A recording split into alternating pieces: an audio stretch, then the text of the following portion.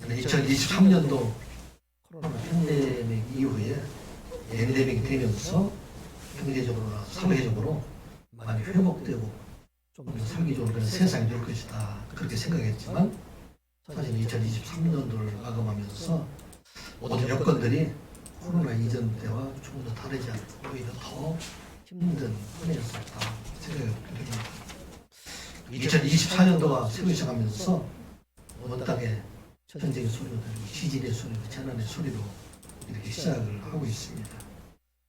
경제는 산 넘어 산이다, 그런 얘기를 시작을 하고 있어서 경제가 더욱더 힘든 한 해가 될 것이다, 이렇게 말을 합니다. 정치적으로 우리가 총선을 지금 맞이하게 되는데 우리 갈등의 골이 더 깊어져서 혐오 정치가 세상을 이렇게 흔들고 있고 모든 국민들이 이렇게 피로감으로 넘치는 가운데 새해를 맞이하게 됩니다. 북한의 힘든 정권도 새해부터 시작을 해서 우리를 대적하고 있는 그런 여러 가지 원사들이 나오고 함께하는 LL을 넘어서 폭력 도발까지 이르러서 모든 사람들이 참으로 어려운 한 해가 될 것이다, 그렇게 생각을 하고 있습니다. 이 어려운 세상 가운데 우리가 어떻게 시작해야 될까, 그것을 생각하면서 사도 바울이 고린도 교회 성도들에게 편지를 했던 그 말을 가지고 우리가 시작을 하고자 합니다. 누구든지 그리스도 안에 있으면 새로운 피조물이라. 이전 것은 지나갔으니 보라 새 것이 되었도다. 우리 다시 한번 17절 말씀 같이 한번 읽어보겠습니다.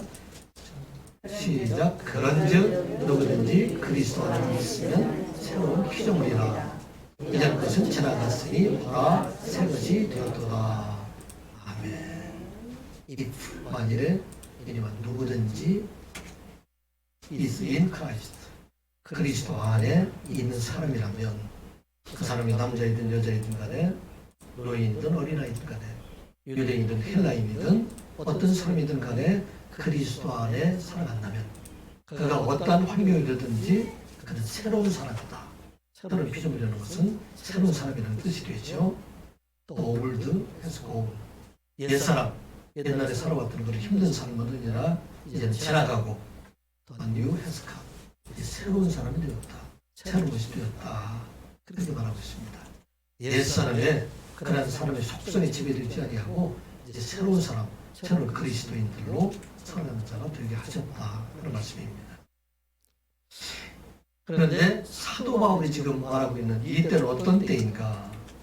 사도 바울의 일생 중에서 어쩌면 가장 힘든 때를 보내고 있을 때, 그때 바로 누구든지 그리스도 안에서 새로운 피조물이다, 이런 말을 하게 됩니다. 사도 바울은 2차 전도 여행 때 힘써 전도했던, 그래서 많은 사람들이 그리스도께로 인도했던 고린도 교회 사람들이 사도 바울을 대적하고 있었어요. 사도 바울을 배반하고 또 사도 바울이 지금 참 사도가 아니다, 오히려 우리를 속이고 있는 사람들이다, 그렇게 해서 사도 바울을 대적했던 그때이고, 또 사도 바울이 지금 이 글을 쓰고 있는 것은 3차 전도 여행지에서 3년 동안 주의 복음을 전하다가 그곳에 폭동이 일어나서 죽을 고비를 넘기고 지금 그곳을 피난해서 마게도니아 지방에 이르러서 그곳에서 지금 이 글을 쓰고 있는 것입니다. 그런데 그때 참으로 어려울 때임에도 불구하고 지난달 돌아보면 참으로 힘들고 어려운 그때만 하나님께서 도우셔서 복음을 전하게 하셨던 그때를 기억하며 누구든지 그리스도 안에 살아가게 되면 그 삶은 그때가 바로 새로운 피조물로 살아가는 때가 된다, 하는 것을 말하고 있습니다. 지난 주일에도 제가 말씀드린 것처럼 사도 바울이 복음을 전하는 일들이 얼마나 힘들고 어려운 일들이 많이 있었다 하는 것은 고린도전서 4장 8절 이하의 말씀을 보게 되면 잘 알 수가 있어요. 아무리 사방으로 무료성을 당해도 유괴성을 당한다는 얘기는 술 틀에, 포도주 틀에 눌리는 것처럼, 침 눌리는 것처럼 그렇게 힘든 때가 많이 있었음에도 불구하고 그때마다 하나님께서 복음을 전할 수 있는 세계를 열어주시는 하나님이시다. 그리고 답답한 일을 당하였다는 얘기는 깊은 감옥 속에 들어간 것처럼 더 이상 빠져나갈 구멍이 없는 것처럼 그런 가운데서 또 하나님께서는 복음을 전하는 그 길을 열어주시게 되고, 박해를 받았다는 얘기는 사냥꾼에 쫓겨서 쫓기는 짐승처럼 그렇게 도망다니는 그 삶을 살아가고 있음에도 불구하고 그곳에도 하나님의 복음을 전하게 하셨고 거꾸로들임을 당하였다. 갑자기 습격을 당해서 때로는 돌에 맞았어.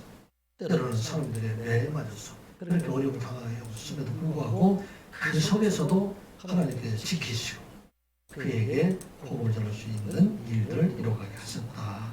그것을 말하고 있습니다. 사도 바울은 언제나 그리스도 안에서 새로운 생명을 살아가는 그것을 경험하는 자가 되게 하셨다. 그것을 보게 됩니다. 예수를 위해서 죽는 자와 같은 삶을 살아가게 될 때 하나님이 그때마다 살아가게 하시는 새 생명을 주시는 그 말씀을 가지고 살아가게 하셨다. 그것을 말하고 있습니다. 사도 바울이 이 말씀 5장 17절 말씀을 선포할 때 얼마나 벅찬 가슴으로 이 말씀을 선포하고 있을까. 누구든지 그리스도 안에 있으면 새로운 피조물이다. 아무리 힘들고 어려운 일이 있다 할지라도 그 속에서 낙심하지 않고 실망하지 않냐. 새로운 소망과 기쁨을 가지고 살아가고 있는 그 하나님을 찬양하고 있다. 그것을 말씀하고 있습니다. 사랑하는 성도 여러분, 새로운 피조물이 되었다는 것은 세상의 환경이 바뀌었다는 것이 아닙니다. 우리 성도의 삶의 모습들이 바뀌어지는 것, 이게 바로 새로운 피조물이 되었다. 그것을 말하고 있습니다. 전에는 우리의 삶이 세상 중심, 나 중심의 이기적인 삶을 살아왔던 우리가 이제는 하나님 중심으로 바뀌고 그리스도 중심으로 바뀌고 이웃과 형제의 중심으로 희생적인 삶으로 바뀌어가는 것, 이게 바로 새로운 피조물이 되었다 하는 것을 말하고 있어요.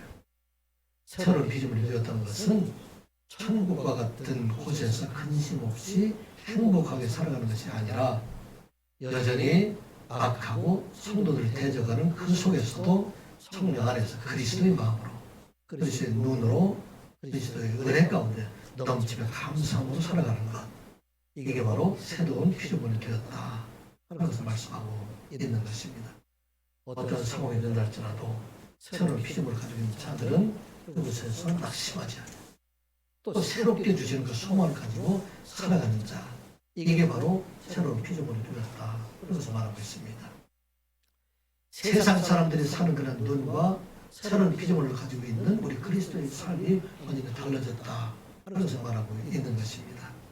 이와 같이 강렬하게 대조되는 세상 사람들의 모습과 그리스도 안에서 새로운 사람들의 모습들, 그것을 잘 나타내고 있는 것이 이스라엘 백성들, 출애굽한 이스라엘 백성들이 가나안 땅에 들어가기 전에 그들 중에서 12명의 정탐꾼을 가나안 땅에 보내고 그들이 돌아왔을 때 세상 사람의 눈을 가지고 있는 10명의 정탐꾼과 하나님의 마음들, 새로운 피조물로 그 눈이 변화된 그 두 사람의 모습이 완전히 달라졌던 것을 내가 보게 됩니다. 10명의 정탐꾼들, 그들이 가서 보고하기를 이렇게 말하고 있습니다. 민수기 13장 32절 이하의 말씀을 보게 되면 이스라엘 자손 앞에서 그 정탐한 땅을 합평해서 말하게 됩니다. 우리가 두루 다니며 정탐한 땅은 그 거주를 삼키는 땅이고 거기서 본 사람들은 신장이 장대한 사람들이고 그것이 안악 자손을 보았기 때문에 우리는 스스로 메뚜기와 같은 사람들, 그들을 보기에는 우리가 그것을 이길 수 없는 우리의 모습들이다. 그렇게 보고를 하고 있습니다. 이 10명의 정탐꾼이 보고하고 있는 내용들을 그 말을 보게 되면 여러분들 생각이 들까요? 틀린 말일까요? 맞는 말일까요? 세상 사람들의 눈에 볼 때는 맞는 말이에요. 이스라엘 백성들, 애국에서 종살이던 그 사람들이 상식적으로 그 땅을 점령할 수 없는 땅입니다. 이스라엘 백성들은 그 사람들은 군사 훈련을 받은 사람들도 아니고 노예생을 했던 사람들인데 그곳에 가보니까 성읍을 견고하고 그곳에 있는 무기들은 새로운 무기들을 가지고 있는 그들도 신장도 그들이 튼튼한 사람들, 이 사람을 이길 수 없다. 그래서 말하고 있어요. 이 사람의 눈을 보게 되면 결코 가나안 땅을 점령할 수 없다. 그런 것입니다.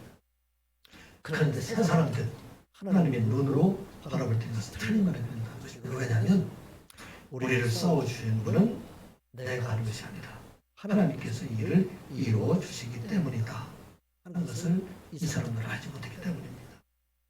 우리가 세상에서 영적인 전쟁을 살아가게 될 때 이 싸움은 바로 내가 하는 것이 아니라 나와 함께 하시는 하나님께서 함께 하시는 전쟁이다. 그리고 세상의 어떤 싸움도 우리가 이기지 못할 싸움이 없다 하는 것을 아는 것, 이게 바로 새로운 피조물을 타는 우리들의 모습이다 하는 것입니다. 10명의 족장꾼의 얘기를 듣고 온 회중이 다 통곡하고 이제 우리가 그곳에 가면 죽게 됐으니까 모세 말고 다른 지도자를 세워서 이제는 애국으로 돌아가자, 우리가 이곳을 떠나자, 그렇게 얘기할 때 여호수아와 갈렙이 자기 옷을 찢으면서 이스라엘 백성의 담대에 나오게 됩니다. 그들이 말하기를 우리가 정탐을 그 땅은 심히 아름다운 땅이다. 여호와께서 우리를 기뻐하시면 우리를 그 땅으로 인도해 들이시고 그 땅을 우리에게 주실 것이다. 그것은 족보와 우리 흐르는 땅이다. 너희는 달라요. 여호와 하나님을 거역하지 말라. 그 땅 백성들 두려워하지 말라. 그들은 우리의 밥이라 먹이다. 이제는 그들의 보호자는 그들에게 떠났고 여호와는 우리와 함께 하시니 그들을 두려워하지 말라. 정탐은 그 10명의 참으로 전혀 다르게 그것을 우리 하나님께서 함께 하실 때는 이것을 능히 이기게 하여 주신다. 그런 것을 말씀하고 있습니다. 이렇게 새로운 피조물로 우리가 거듭났다는 얘기는 이제 우리의 눈이 하나님의 눈으로 바뀌게 되는 것이고 우리의 마음이 예수 그리스도의 마음으로 바뀌어서 세상을 바라볼 때 세상을 담대하게 우리는 승리하는 자로 바라보는 것, 이게 바로 우리가 이제는 새로운 피조물이 되었다. 그런 말씀입니다. 이 말씀을 여러분들에게 드리는 것은 2024년도 새로운 해가 시작되었다고 하죠. 참으로 온 땅의 재난과 또 전쟁의 소리를 시작하고 있고 경제적으로 배고프고 이런 때가 되었어. 우리 여러분들 많은 사람들이 위축되고 이 험한 세상 우리가 어떻게 살아야 될 것인가 그런 두려움으로 시작하고 있지만, 그런데 오늘 우리에게 주신 말씀은 우리는 그 속에서도 새로운 피조물로 하나님의 자녀로 살아가는 자가 되라 하는 것을 말씀하고 있는 것입니다. 세상은 우리를 위협하고 있다 할지라도 그러나 그 세상 가운데 능히 이기게 하여 주시고 우리에게 소망을 주시는 그는 바로 여호와 하나님이시다 그런 것을 말씀하고 있는 것입니다. 그래서 담대하게 세상을 이기는 자가 되라 그런 것을 말씀하고 있습니다.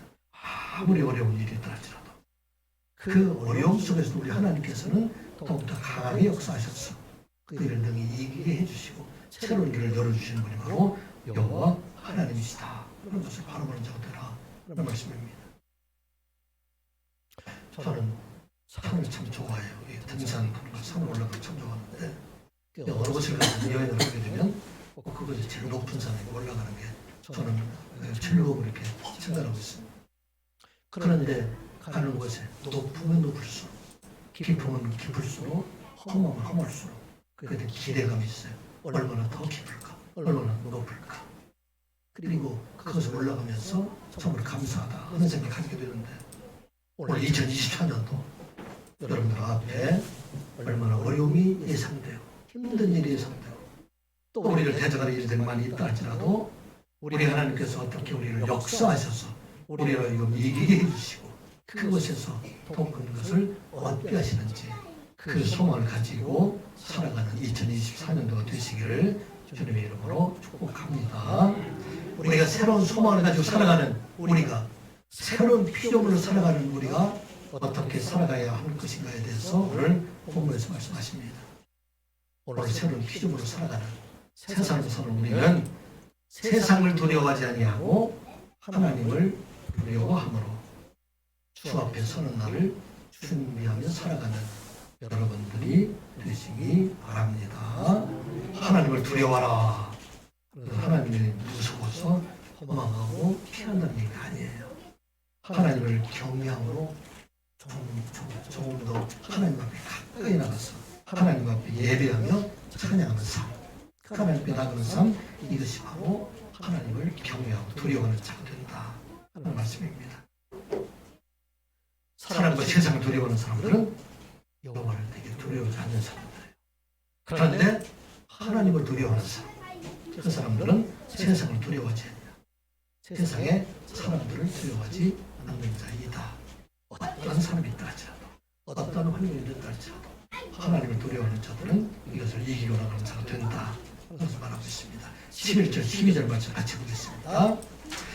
우리는 주의 두려우심을 알므로 사람들 분명하기와 우리가 하나님 앞에 알려졌으니 또 너희 양심에도 알려지기를 바라노라. 우리가 다시 너희에게 자청하는 것이 아니요 오직 우리로 말미암아 자랑할 기회를 너희에게 주어 마음으로 하지 않고 외모로 자랑하는 자들에게 대답하게 하려는 것이라. 아멘.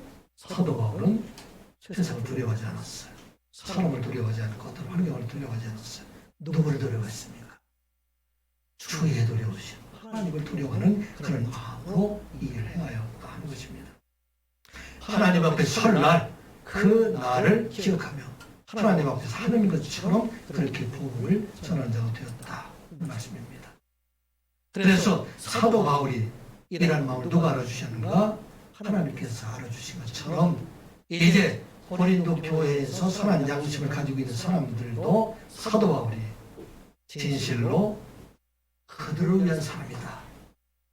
지금 고린도 교회를 미혹하고 있는 거짓 교사들은 자기들을 위한 사람들이지만 사도 바울이야말로 자기를 위한 것이 아니라 바로 너희를 위한 것, 이것을 이것으로 열심히 너희를 섬기는 자임을 알게 하신다. 그걸 말하고 있는 것입니다. 사도 바울이 스스로 자기를 자랑하는 것이 아니라 오히려 사도 바울이 너희를 위해서 일한다는 것을 알고 너희들이 사도 바울을 자랑하는 자, 사도 바울을 따르는 자로 살아갈 것을 말씀하고 있는 것입니다. 이 말씀을 하기 전에 사도 바울이 말하고 있는 것은 언제든지 사도 바울은 어떤 마음을 가지고 있는가? 주 앞에 서는 날, 그 날을 기다리며 그 날을 준비하는 자로 살아가고 있다. 여기 사도 바울이 두려워했다 하는 얘기는 10절에 있는 말씀을 지금 우리가 기억해야 할 것입니다. 5장 10절 말씀을 같이 한번 읽어보겠습니다. 10절 말씀 같이 보겠습니다. 시작. 이는 우리가 다 반드시 그리스도의 심판대 앞에 나타나게 되어 각각 손앞에 그 몸으로 행한 것을 따라 받으려 함이라. 아멘. 우리는 심판을 받습니까? 받지 않습니까? 우리는 죄에 대한 것은 정정을 받지 않습니다. 우리의 모든 죄를 대속해 주신 분은 예수 그리스도이기 때문에 이제 우리는 예수 그리스도 안에서 죄의 사함을 받고 영원한 생명을 얻은 자, 그리고 우리는 다 하나님 앞에 나아갈 자입니다. 그런데 여기 10절에 말하는 것은 우리가 다 누구 앞에? 그리스도의 심판대 앞에 나타낼 것이다. 우리 믿는 모든 성도들이, 구원받은 성도들이 다 그리스도 앞에 서게 될 것이요, 그리스도 앞에 서게 되어서 천하간에 그 몸으로 행하는 것에 따라서 받으려 하는 것이다. 무엇을 받을까요? 하나님께 주시는 상급을 받으려 하는 것이다. 우리 믿는 모든 사람들은 구원받은 자이지만 그런데 이 땅을 살아갈 동안에 우리가 어떻게 살아가는가, 그 행함에 따라서 우리 하나님 앞에서 상급을 받게 하려 하십니다. 그래서 말하고 있습니다. 여기서 말하고 있는 심판대라는 것은 구원받은 하나님의 백성들 우리 모두도 이제 하나님 앞에 나가게 될 때 우리가 이 땅에 살아갈 동안에 우리에게 맡겨진 귀한 소명을 어떻게 했느냐에 따라서 그 행위에 따라서 우리 하나님께서 심판하시고 착한 사람들에게 많은 것으로 복을 주시기 위한 그런 심판이 우리들에게 있다 말하고 있습니다. 마태복음에 보면 예수님의 종말 설교가 나와 있어요. 이 마지막 때 여러 가지 일어나는 일들에 대해서 예수님께서 말씀하시고 25장에는 이제는 구원받은 백성들에 대해서 세 가지 비유로 그들이 어떻게 주의 오심을 준비할 것인가에 대해서 비유로 말씀하시는 세 가지 비유가 있죠. 그 비유를 보게 되면 열 처녀의 비유가 있고 양과 염소의 비유를 우리에게 말씀하고 있습니다. 그리고 달란트의 비유를 통해서 우리에게 말씀하고 있습니다. 이 달란트의 비유는 누구에게 하신 말씀일까요? 그리스도인들에게 하신 말씀일까요? 세상 사람들에게 하신 말씀일까요? 이 달란트의 비유는 바로 우리 그리스도인들을 향해서 하신 말씀이에요. 우리 성도들을 향해서 하신 말씀입니다. 어떤 사람이 탐욕을 할 때 그 종을 불러서 자기의 소유를 그대로 다 맡겨주십니다. 어떤 사람들에게는 큰 다섯원들을 맡겨주시고 또 한 사람들에게 금 2달란트를 맡겨주시고 한 사람들은 한 사람에게 1달란트를 맡겨주시게 됩니다. 그런데 금 1달란트를 받은 사람은 그 생각하기를 이거 가지고 장사하다가 망하면 그 1달란트조차도 없어질 것이라 생각하고 그 땅에 묻어두게 됩니다. 그리고 이 사람은 뭘 했어요? 기억으로 아무것도 하지 않았다. 그렇게 말하고 있습니다.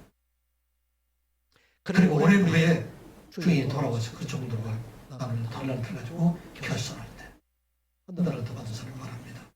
당신은 모든 사람들이 되기 때문에 심지 않는 데서 거두지 않고 해치지 않는 데서 모르려 할게 당신이 주신 달란트를 가지고 손해보게 되면 그러면 당신의 책망을 받을 것 같아서 내가 그것을 묻어두었습니다. 말합니다. 이 사람은 누구를 두려워했어요? 하나님을 두려워하는 것이 아니라 세상에 나가서 이것을 잃어버릴까 근심하고 걱정했던 것을 보게 됩니다. 그래서 자기의 맡겨진 달란트를 땅에 묻어두었다 말하고 있습니다. 오늘날 우리 많은 성도들의 모습을 보게 되면 이와 같이 달란트를 땅에 묻어둔 자와 같은 자들이 얼마나 많이 있나 생각해 보게 됩니다. 하나님께서 우리들에게 재능도 주실 뿐만 아니라 물질도 때로는 주시고 우리에게 권세도 주시고 지식도 주시고 학식도 주시고 우리가 달란트를 생각할 때는 재능만 얘기하는 것처럼 이 모든 것을 우리들에게 주셨는데 이것을 가지고 자기만을 위해서 살아가게 된다면 그것은 땅에 묻은 자는 것이에요. 이것을 가지고 장사해서 많은 사람들을 생명의 길로 인도하는 그런 삶이 아니라 자기의 배를 부리는 사람들, 자기만을 위해서 살아가는 사람들, 이 사람들은 그 달란트를 땅에 묻은 자와 같다 하는 것입니다. 하나님께서 기뻐하시는 것은 무엇을 가지고 기뻐하실까요? 세상에서 대통령이 된 것을 기뻐하실까요? 세상에서 많은 재물을 가지고 살았다고 기뻐하실까요? 세상에 지식이 많은 것을 가지고 우리 하나님께서 기뻐하실까요? 우리 하나님께서 기뻐하시는 것은 이 땅의 살아갈 동안 하나님의 일을 감당합니다. 그것을 가지고 영혼을 구원하고 그것을 가지고 소망을 이루어주고 많은 사람들을 생명의 길로 인도하는 것, 이게 바로 우리 하나님께서 기뻐하시는 것이다 말씀하고 있는 것입니다. 지금 고린도 교회에서 거짓 선지자라고 하는 사람들은 다 달란트를 가지고 일하는 사람들이에요. 묻어둔 자들이에요. 다 자기를 위해서 일하는 자들이다 하는 것을 말하고 있습니다. 그래서 이 한 달란트 받은 사람을 책망하시죠. 마태복음 25장 26절의 말씀, 그 주인이 대답하여 이르되 악하고 게으른 종아, 나는 심지 않은 데서 거두고 해치지 않은 데서 모은 줄을 내가 아느냐. 이 무익한 총을 깎아둔 대로 내쫓아라. 거기서 술 피우며 이를 가니 있으리라. 하나님 일을 하지 않은 사람, 그 사람들에 대한 하나님의 책망하심이 있다. 그러면 사도 바울은 그게 두려운 거예요. 이제 하나님 앞에 내가 서게 될 텐데 내가 내게 주신 그 달란트 가지고 이걸 가지고 열심히 장일해서 하나님께서 살아가는 그날을 준비하고 살아가는 사람이 되라 하는 말씀입니다. 이 시간 예배하는 여러분들 어떻습니까? 여러분 누구 일을 하고 있어요? 세상에서 주신 모든 것들은 다 우리 하나님께 주신 것들이에요. 그런데 5달란트 받은 사람, 또 2달란트 받은 사람 어떻게 했어요? 보게 되면 그들이 바로 가서 장사하여 남겼다. 5달란트를 남기고 2달란트를 남기는 자가 되었다 하는 것을 말씀하고 있습니다. 이들에게는 세상에서 주신 일들을 열심히 했다는 것도 되지만 더 나아가서는 그 열심히 주신 것을 가지고 이제는 하나님의 나라 일을 열매를 맺은 자이다. 전도의 열매를 맺어가고 구제의 열매를 맺어가고 섬김의 열매를 맺어가고 세상의 많은 사람들의 소명과 기쁨을 주는 그런 일을 이루어갔다. 그것을 말하고 있습니다. 왜 이들을 이루어갈 수 있어요? 하나님을 두려워함으로 주 앞에서는 그날을 준비하는 자로 살아가게 하셨다. 그것을 말하고 있습니다. 그때 그 주인이 칭찬하죠. 착하고 충성된 종은 내가 적은 일이 충성하였으므로 내가 많은 것을 내게 맡게 되니 내 주인의 즐거움에 참여하리라. 주인의 즐거움은 어떤 겁니까? 우리가 구원을 받았는데 이 구원을 받은 우리가 하나님 앞에 나아가게 될 때 참 기쁨이 되는 구원이 되는 거예요. 내게 주신 달란트를 가지고 하나님께 맡겨진 세상에서 많은 사람들 섬기고 구제하는 일을 열심히 했기 때문에 예수 그리스도의 일이 내 일이 되었기 때문에 내가 그 구원을 진실로 감사하는 자가 될 수 있다. 그것을 말하고 있습니다. 2024년 우리에게 새해를 새로 주신 것은 우리에게 새로운 피조물로 살아가게 하신 것은 바로 우리로 하여금 이제는 주의 두려우심을 우리가 기억하고 주님의 서는 날을 우리가 기억하고 그 앞에 나가기 전에 열심히 장사해서 열심히 남기는 사람 하나님의 백성들로 살아갈 것을 우리들이 말씀합니다. 2024년도 주님을 두려워하심으로 하나님께 나아가고 하나님께 주신 일을 잘 감당해서 남기는 자의 삶을 살아가는 저와 여러분들이 되시기를 주님의 이름으로 축복합니다. 우리가 피조물로 새로운 피조물로 살아가는 것 첫 번째는 하나님을 두려움으로 앞서 그날을 생각하며 하나님께 맡겨진 게 정말 잘 요구하는 것이 첫 번째라면 두 번째는 세상에서 그리스도의 사랑 안에 붙잡힌 자로 살아가라 말씀하고 있는 것입니다. 2023년도 우리를 그리스도의 사랑으로 붙잡은 것처럼 이제 그 사랑으로 살아가되 우리의 가장 가까운 사람부터 시작해서 세상의 많은 사람들 이 사람들을 사랑하는 자로 살아가라. 이게 새로운 피조물의 증거이다 말하고 있습니다.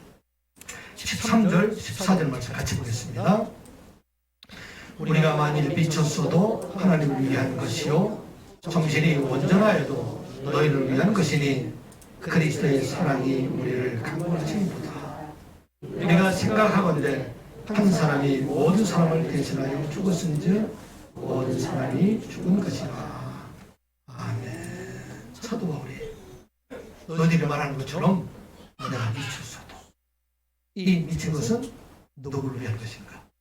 하나님을 위한 것이고 내가 미쳤어도 너희를 위한 것들이다 말하고 있어요. 고린도 교회 사람들이 아마 사도 바울을 미쳤다고 얘기를 했던 것 같아요. 미쳤다는 그 이유 중에는 정확하게 말하고 있지 않지만 사도 바울이 상당히 역적인 체험을 많이 했기 때문에 사도 바울은 미쳤다 그렇게 말할 수도 있고 사도 바울이 그 많은 고난 가운데 그만 박해를 당하면서도 끝까지 넘어지지 않고 그들을 사랑하고 그들에게 복음을 전하는 것 자기 온전히 희생하고 살아가는 것이 아마 그들의 눈에 볼 때 온전 미친 사람이 아닙니까? 다른 사람들은 복음을 통해서 가지 교사들은 자기 유익을 구하고 있는데 사도 바울은 자비력을 통해서 가지고 복음을 전하는 일들 이런 일들을 볼 때 그들이 지금까지 미쳤다고 생각할 수도 있다. 그런 것입니다.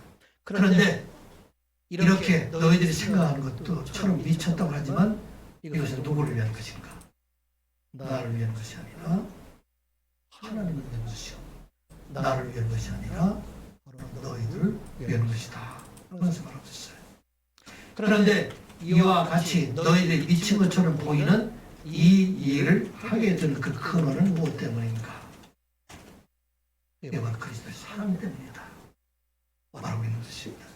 그리스도의 사랑이 나를 강권해서 내가 어찌할 수 없이 그렇게 할 수밖에 없도록 하는 것이 바로 그리스도의 사랑의 강권합니다.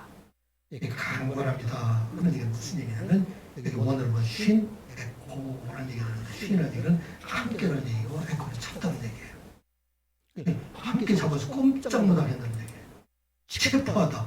사방을 붙잡아가지고 꼼짝 못하게 만들고 있다. 그런 걸 말하고 있어요. 그리스도의 사랑이 강건하다. 크라이스트 러브 컴페리라는 얘기, 컴페리스 어스 우리를 눌러서 우리를 붙잡아서 우리로 하여금 꼼짝 못하게 하고 있다. 그런 것입니다. 사람들이 생각할 때 사도 바울이 고린도 교회를 사랑할 수가 없는 그런 상황이잖아요.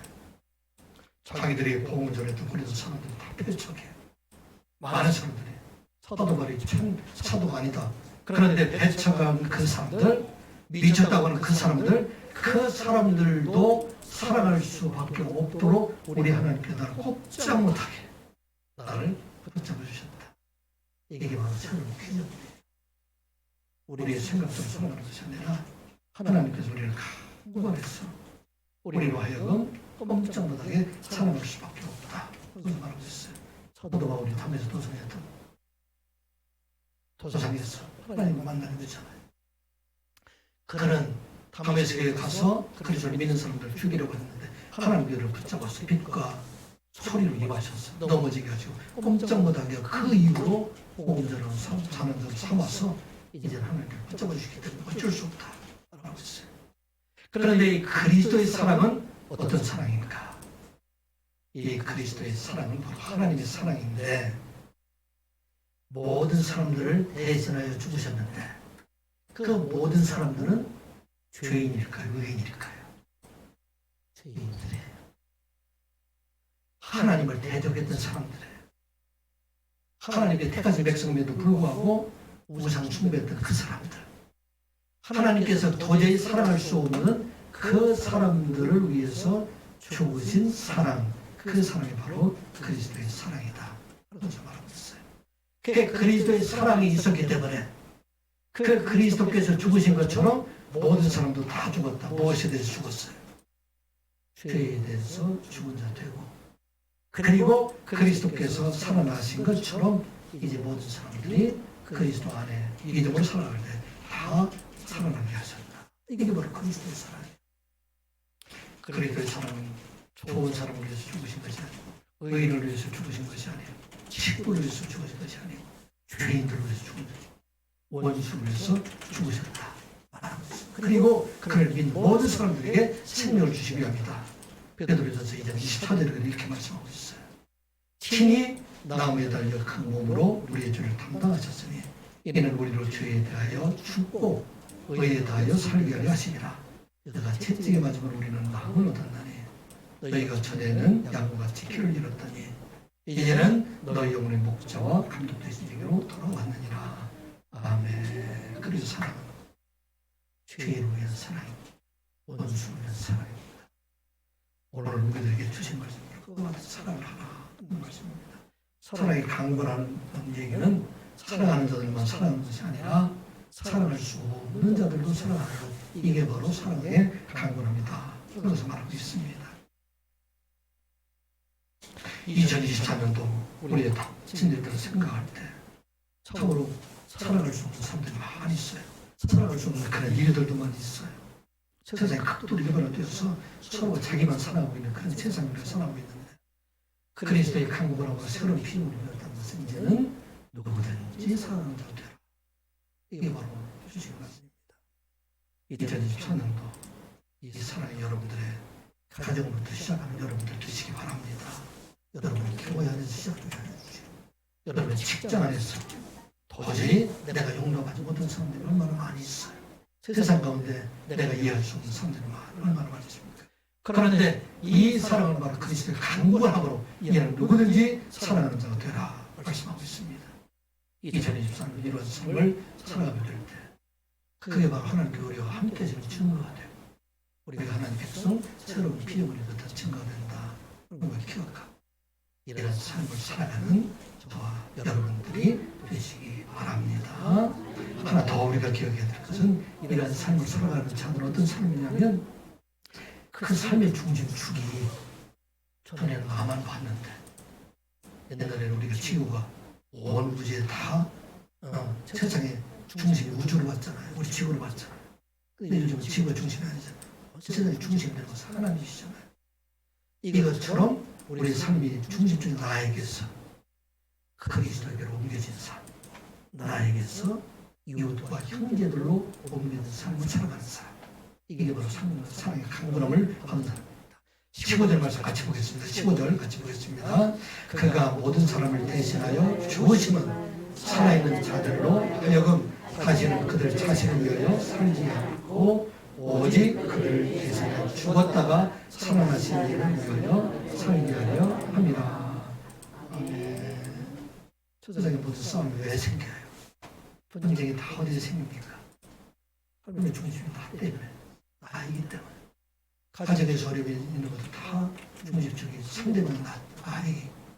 직장에서도 마찬가지고, 세상에서도 마찬가지고. 그런데 그리스도의 사랑 안에 살아가게 되는 사람들은 이제 나를 위해 사는 것이 아니라 나를 위해 죽으셨다가 살아나신 그리스도를 위해서 삶이 중심이 바뀐다. 그 말씀입니다. 이런 삶을 살아가게 될 때 누가 책임져 주실까요? 우리의 삶의 중심 속에 그리스도가 될 때 그리스도께서 책임져주시는 삶을 살아가게 하신다. 이런 말씀입니다. 그러게 될 때 우리가 참으로 세상은 어려운 세상이 되지만 이제 나의 삶의 중심 속에 그리스도가 되기 때문에 나를 운전해 주시는 분, 나를 이끌어 주시는 분이 바로 예수 그리스도이시다. 그런 것을 생각하게 될 때 사도 바울처럼 감격에 누구든지 그리스도 안에 있으면 새로운 피조물이라. 이전 것은 지나갔으니 보라 새 것이 되었도다. 이런 마음으로 세계를 시작할 수 있다. 그런 것이 있지 않냐. 하나님께서 우리 모두가 이제 새로운 피조물이 되었어. 하나님을 두려움으로 앞에서 살 그날을 준비하고 사랑의 각오가 지금 따랐어. 그리스도가 우리의 삶의 주체가 되었어. 이 땅에 살아갈 수 없는 사람들까지 가까운 자부터 모든 사람 사랑하는 사람 살아가는 여러분들 되시기를 주님의 이름으로 축복합니다. 기도합니다. 아버지 하나님, 2024년도 참으로 어려운 때가 우리의 눈앞에 다가오고 있습니다. 새로운 피조물을 살아가는 저희들 되게 하여 주시옵소서. 하나님을 두려워하는 마음으로 주 앞에 설 그날을 준비하며 하나님께서 우리에게 맡겨주신 선한 청지기의 소명을 감당하며 살아가는 선한 영의 모든 성도들이 되게 하여 주시옵소서. 그리스도의 사랑에 붙잡힌 바 되어서 이제 우리의 삶의 중심축이 내가 아니라 그리스도를 중심으로 이웃 중심으로 살아가고 우리의 삶을 이끌어주시는 그리스도 안에 살아가는 선한 영의 모든 성도들이 되게 하여 주시옵소서. 예수님의 이름으로 기도드리옵나이다. 아멘.